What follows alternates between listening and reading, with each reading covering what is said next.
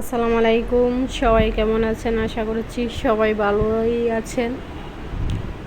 আজকে রান্না করব হচ্ছে চিকেন দিয়ে মূলা। আর এই মূলাটা যে এতটা মজা হয় আমি কখনোই ভাবিনি, আর কখনো এইভাবে রান্না করে খাইনি। আর এটাই আপনাদের সাথে শেয়ার করতেছি যে কিভাবে আমি রান্না করলাম। তো প্রথমে এখানে মূলাগুলো কেটে নিয়েছিলাম, কেটে পরিষ্কার করে ধুয়ে নিয়েছি। আর এখানে মুরগির মাংসগুলো কিন্তু ধুয়ে পরিষ্কার করে নিয়েছি। এখন এটার মধ্যে মরিচ, হলুদ এবং লবণ দিয়ে একটু মেখে রেখে দেব। তারপর কিছুক্ষণ পরে এটাকে ভেজে নেব। তো কিছুক্ষণ পরে এখানে ফিরে আসলাম। তো এখানে এটাকে ভেজে নেব খুব ভালো করে।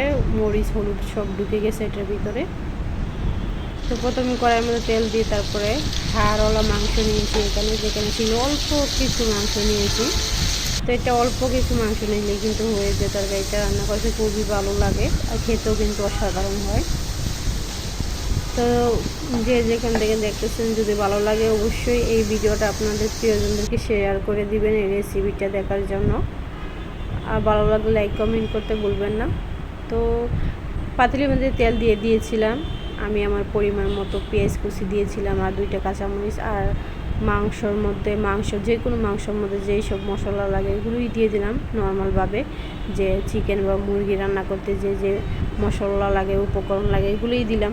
আদা রসুন বাটা, তেজপাতা, এলাচ, দারচিনি, লবঙ্গ এগুলোই দিলাম। আর বেশি কিছু দিচ্ছি না এখানে। আর পরিমাণ মতো জিরা, এই যে গুঁড়ো করা জিরা, শুকনো জিরা গুঁড়া। এটা আমি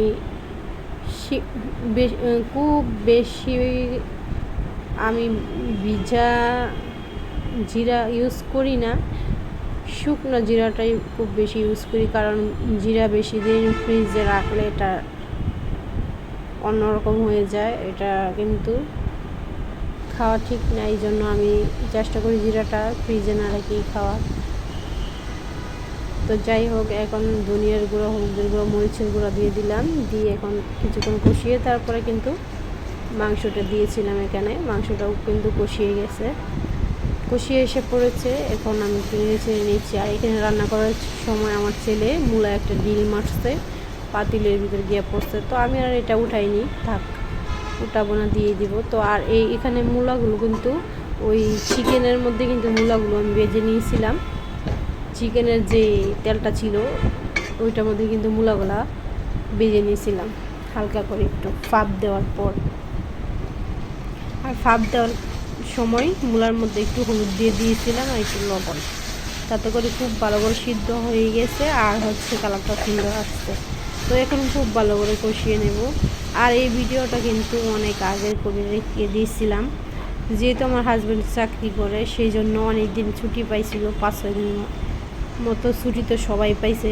যে মানে পিছনে যে অগস্টের 5 তারিখ গেছে, ওর আগে ভিডিওটা করা। কারণ যাদের হাজব্যান্ড বাসায় থাকে তারা কিন্তু খুবই ব্যস্ত থাকে। কারণ ওরা বাসায় থাকলে ওদের সেবা যত্ন বা ওদের নাস্তা বা সব কিছুই কিন্তু করতে হয়। সেজন্য কিন্তু আমাদের অনেকেই ব্যস্ত থাকতে হয়। সেজন্য এই ভিডিওটা আর আপলোড করা হয়নি, রেখে দিয়েছিলাম। তো যাই হোক, এখন আপনাদের সাথে শেয়ার করলাম। আর